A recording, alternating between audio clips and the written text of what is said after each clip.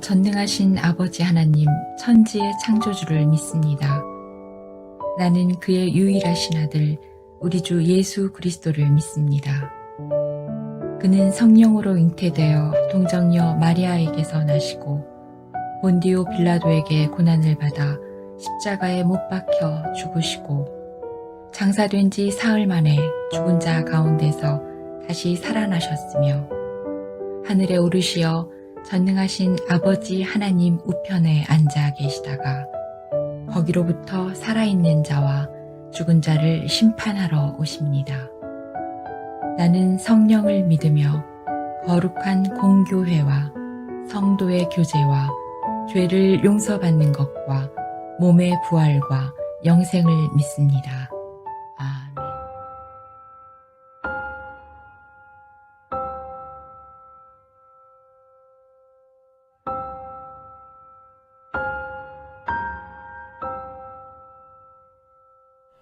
홀로 된 시간 소망이 끝난 듯한 기나긴 밤 왜 나를 내버려 두시는지 창살 넘어 달빛에 눈물이 쏟아지지만 나 연약하여 알 수 없으나 이조차 당신의 뜻이라면 견디고 바라며 인내하겠습니다. 다만 내 안에 가득 찬 모든 두려움이 떠나고 오직 믿음만이 세워지기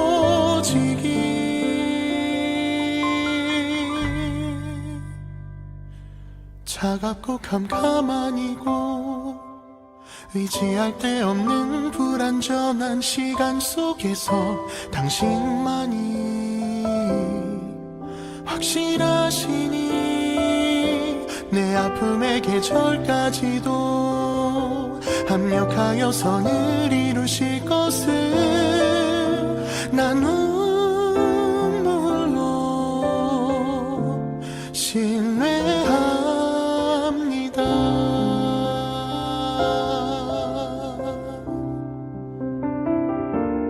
이조차 당신의 뜻이라면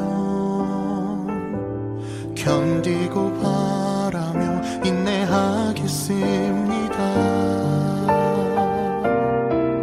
다만 내 안에 가득 찬 모든 의심이 떠나고 오직 소망만이 세워지기 차갑고 캄캄하니고 의지할 데 없는 불안전한 시간 속에서 당신만이 확실하시니 내 아픔의 계절까지도 합력하여서 늘 이루실 것을 난 눈물로 신뢰합니다.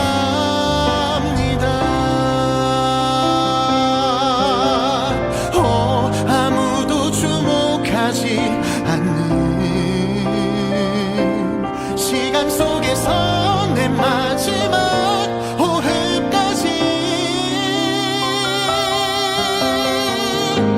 찬양합니다. 기뻐합니다. 주 신뢰합니다.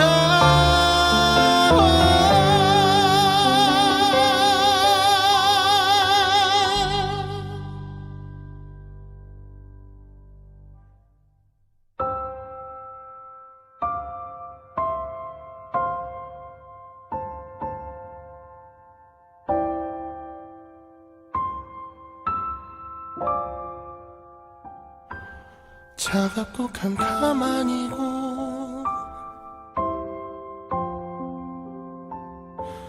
차갑고 캄캄하니고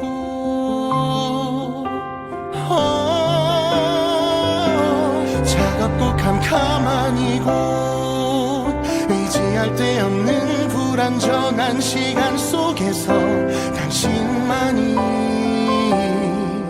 확실하시니 내 아픔의 계절까지도 합력하여 선을 이루실 것을 난 눈물로 신뢰합니다. 더는 묻지 않겠으니 오직 견딜 힘을 내게 주소서. 난 눈물로 신뢰합니다.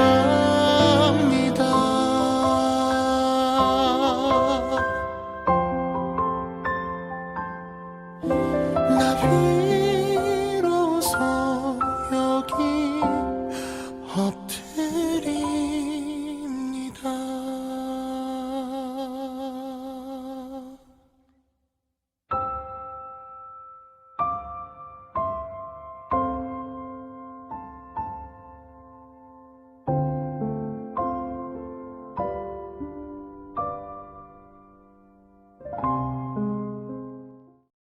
제45장. 요셉이 시종하는 자들 앞에서 그 정을 억제하지 못하여 소리질러 모든 사람은 나에게서 물러가라. 하고 그 형제들에게 자기를 알리니 그때 그와 함께한 다른 사람이 없었더라. 요셉이 큰 소리로 우니 애굽 사람에게 들리며 바로의 궁중에 들리더라. 요셉이 그 형들에게 이르되 나는 요셉이라. 내 아버지께서 아직 살아계시니이까? 형들이 그 앞에서 놀라서 대답하지 못하더라. 요셉이 형들에게 이르되 내게로 가까이 오소서. 그들이 가까이 가니 나는 당신들의 아우 요셉이니 당신들이 애굽의 판자라. 당신들이 나를 이곳에 팔았다고 해서 근심하지 마소서. 한탄하지 마소서. 하나님이 생명을 구원하시려고 나를 당신들보다 먼저 보내셨나이다. 이 땅에 2년 동안 흉년이 들었으나 아직 5년은 밭갈이도 못하고 추수도 못할지라. 하나님이 큰 구원으로 당신들의 생명을 보존하고 당신들의 후손을 세상에 두시려고 나를 당신들보다 먼저 보내셨느니, 그런즉 나를 이리로 보내니는 당신들이 아니요 하나님이시라. 하나님이 나를 바로에게 아버지로 삼으시고 그 온 집의 주로 삼으시며 애굽 온 땅의 통치자로 삼으셨나이다. 동생을 판 형들을 만나 그들의 잘못을 용서한 요셉의 모습을 보여주는 장면입니다. 요셉은 놀라는 형들을 안심시켰지요. 나를 이리로 보내신 분, 당신들이 아닙니다. 형님들이 아닙니다. 그분은 바로 하나님이십니다. 라고 안심시킵니다. 하나님이 당신들과 만민을 살리려고 나를 여기로 보내 이런 자리를 만들었다고 요셉은 고백합니다. 믿음으로 어려움을 이겨냈습니다. 자신에게 해를 끼쳤을지라도 품고 용서하는 은혜의 자리까지 나갔던 요셉입니다. 사랑하는 하늘소망교회 성도 여러분 모두 요셉처럼 은혜의 자리에 나아갈 수 있기를 기도합니다. 1절에서 8절입니다. 나를 이리로 보낸 자는 당신들이 아니요 하나님이시라. 이 말은 자기를 미워하고 죽이려 하다가 결국 자기를 애굽의 장사꾼들에게 노예로 팔아먹은 악독한 형들을 향해서 요셉이 한 말입니다. 악을 손으로 갚았지요.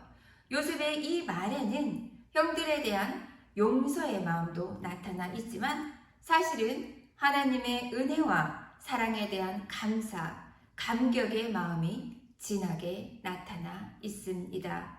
형들과의 대화 속에 요셉은 하나님이란 말을 5번 사용했습니다. 요셉은 하나님을 진심으로 높였지요. 그의 마음속에는 하나님의 은혜와 사랑의 섭리에 대한 감사와 감격으로 가득했습니다.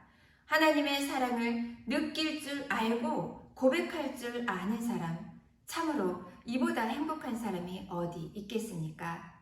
하나님의 사랑을 느낄 줄도 모르고 고백할 줄도 모른다면 이는 참으로 불행하기 짝이 없는 사람입니다. 나를 이리로 보낸 자는 당신들이 아니요 하나님이시니이다. 이 고백 속에 요셉의 신앙이 나타나 있습니다. 첫째로 요셉은 형들이 자기를 애굽의 장사꾼들에게 노예를 팔아먹은 사건에 하나님의 은혜와 사랑이 나타났다고 고백하지요. 요셉은 이 사건을 하나님께서 개입한 사건으로 해석했습니다. 하나님의 은혜와 사랑이 나타난 섭리적 사건으로 해석했다는 것이지요. 이 세상에서 일어나는 모든 일들을 어떻게 보느냐에 따라서 그 의미가 이렇게 완전히 달라집니다. 원망과 불평의 사건으로 결론이 내려질 수도 있고 이처럼 은혜와 사랑과 감사의 사건으로 나타날 수도 있다는 것입니다. 사랑하는 하늘수만교회 성도 여러분, 함께 따라해 볼까요? 나를 이리로 보내신 분은 하나님이십니다. 사랑하는 하늘수만교회 성도 여러분 모두는 믿음으로 사는 것을 믿습니다. 둘째로 요셉은 보디발의 아내가 자기를 감옥에 집어넣을 사건에 대해 하나님의 은혜와 사랑이 나타났다고 고백하지요. 요셉이 애굽에서 노예 생활을 하는 것도 얼마나 힘들었습니까? 그러나 얼마 후에 감옥에 들어가서 감옥살이까지 하게 되었습니다. 요셉은 계속해서 억울한 일을 당하게 되었지요. 바로 바로의 시위대장, 교모실장 보디발의 집에서 노예 생활을 충성스럽게 해서 하나님께서 보디발의 집에 복을 내리시기까지 했지만 보디발의 아내의 유혹과 무고 때문에 감옥에 들어가는 억울한 일을 당해야만 했습니다.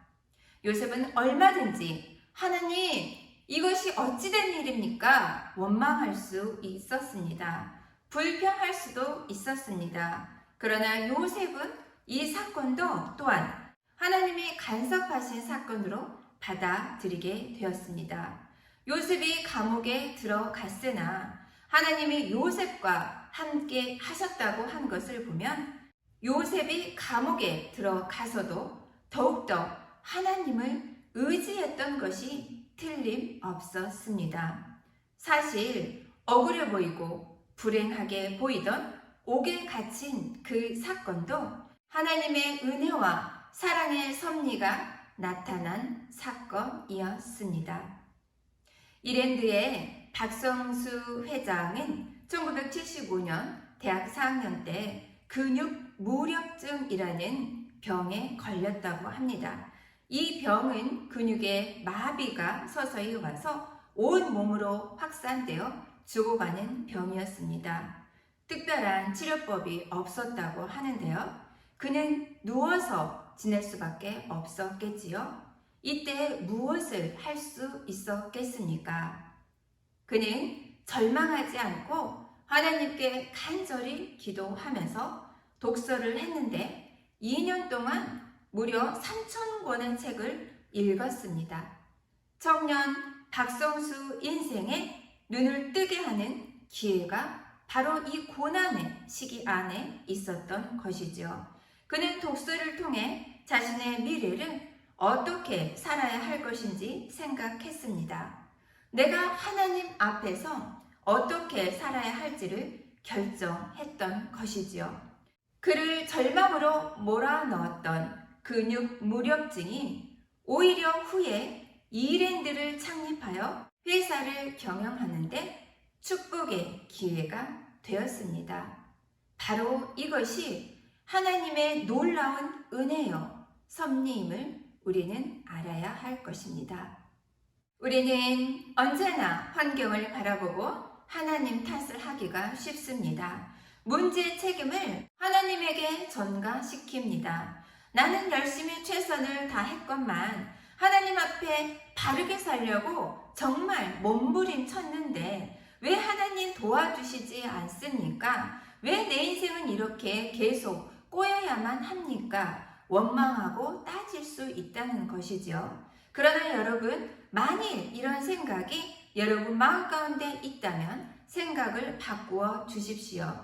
그 문제 가운데 더 놀라운 하나님의 계획과 섭리가 있음을 우리는 믿음으로 바라보아야 할 것입니다. 이것이 바로 우리가 인생의 역경을 순경으로 바꾸는 지혜요 비밀입니다. 내 입장에서 내 뜻대로 해석하면 도저히 문제가 풀리지 않습니다. 그러나 하나님 관점에서 생각해 보면 문제가 쉽게 풀리기도 합니다. 하나님의 섭리를 깨달으면 놀라운 역사가 일어나지요. 환경이 바뀌어서입니까? 절대 그렇지 않습니다. 문제는 그대로 있지만 그 모든 역경 가운데 하나님의 놀라운 계획과 뜻이 있음을 깨닫는 순간 우리는 기뻐할 수 있습니다. 우리는 감격할 수 있습니다. 내 삶의 가치와 태도가 변한다는 것이지요. 하나님은 참으로 이상한 분이십니다. 절망스러운 불행한 자리에 처한 사람들에게 지극한 사랑과 은혜를 베풀어 주십니다.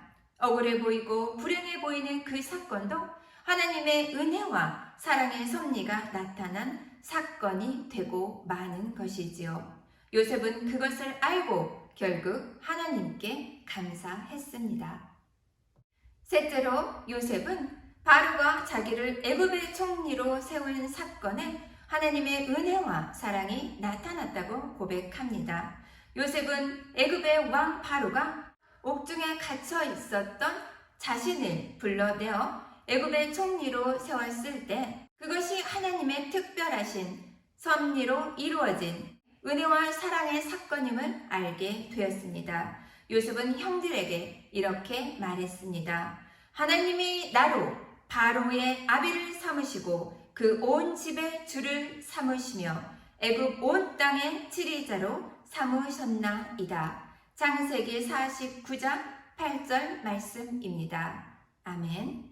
요셉은 바로와 처음 대면할 때부터 역사를 주관하신 분이 하나님임을 분명하게 증언했습니다. 하나님이 그 하실 일을 바로에게 보이심이니이다. 창세기 41장 25절 말씀입니다. 하나님이 그 하실 일을 바로에게 보이신다 함이 이것이라. 28절입니다. 하나님이 이 일을 정하셨음이라. 32절 말씀입니다.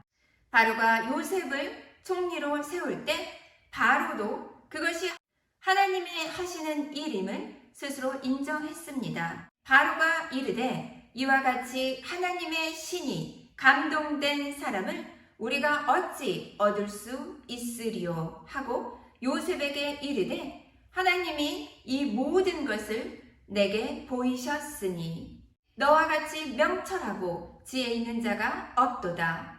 너는 내 집을 치리하라. 내 백성이 다 내 명을 복종하리니 나는 너보다 높음이 보좌뿐이니라. 38절 39절 말씀입니다. 혹시 오늘의 나의 성공이 내가 머리를 잘 쓰고 운영을 잘 해서 이 자리에 오르게 된 거야 라고 생각하는 분이 있다면 진정 생각을 바꾸셔야 합니다. 하나님께서 나를 이 자리에 오게 하신 것은 나를 통해서 하나님의 뜻이 이루어지고 생명을 구원하게 하심임을 분명히 알아야 할 것입니다. 오늘 본문에 등장하는 요셉 어떻습니까? 지금 형제를 용서하고 있지요. 지난 시절 요셉은 형들 때문에 평생 잊을 수 없는 상처를 입었습니다. 그래서 이제 총리가 된 마당에 마음만 먹으면 얼마든지 형들을 가둘 수 있었지요. 죽일 수도 있었습니다. 그러나 요셉은 형들을 복수하지 않고 용서했습니다. 무엇이 요셉으로 하여금 형제들을 용서할 수 있게 했습니까? 그것은 바로 요셉이 하나님이 자기에게 누구신지를 분명하게 알았기 때문이었지요. 그는 믿었습니다. 모든 것을 다 하나님의 섭리라고 받아들였습니다. 바로 참된 요셉의 신앙이 원수였던 형제도 용서케 한 것입니다. 사랑하는 하늘소망교회 성도 여러분 모두, 오늘의 본문이 우리로 하여금 주는 메시지처럼 용서하며 삶을 사랑하고 하나님의 영광과 은혜가 드러나는 하루 되기를 간절히 소망합니다. 함께 기도합니다. 사랑과 은혜가 충만하신 하나님 아버지 감사합니다. 어떤 어려움과 역경 속에서도 아버지 그 해석을 하나님의 섭리 안에서 해석하고 불평하고 비난하고 원망하기보다 하나님의 뜻에 따라 순정하며 묵묵히 자신의 길을 갔던 요셉을 봅니다. 사랑하는 하늘소망교회 성도 여러분 모두 요셉의 참된 신앙을 본받아 우리의 삶에서도 하나님의 섭리가 드러나고 하나님의 뜻에 따라 순종하는 사랑하고 사랑하는 하늘소망교회 되도록 주께서 함께하여 주시옵소서. 담임 목사님 영육간을 강건하게 해주시고 선포되는 말씀을 통하여서 우리의 신앙이 참되고 바르고 선하게 우리를 이끌어 주시옵소서. 사랑이 많으신 예수님 이름으로 감사히 기도합니다. 아멘.